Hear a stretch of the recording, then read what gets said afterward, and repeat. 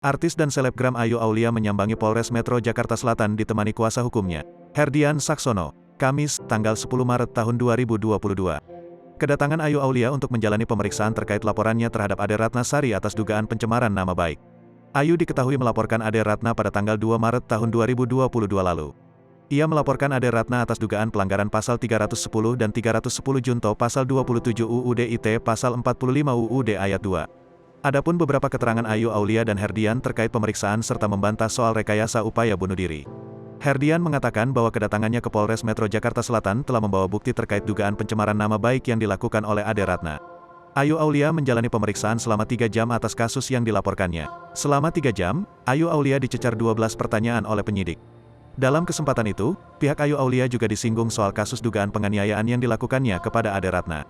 Namun, Herdian mengatakan bahwa biarlah kasus tersebut diselesaikan oleh pihak polisi. Nama Ayu Aulia menjadi perbincangan publik lantaran percobaan bunuh diri di apartemen Puri Imperium Setiabudi, Jakarta Selatan. Namun, beredar kabar bahwa upaya percobaan bunuh diri itu hanya rekayasa atau settingan. Pasalnya, beberapa hari setelah kejadian, Ayu langsung menjadi bintang tamu di stasiun televisi serta kanal YouTube.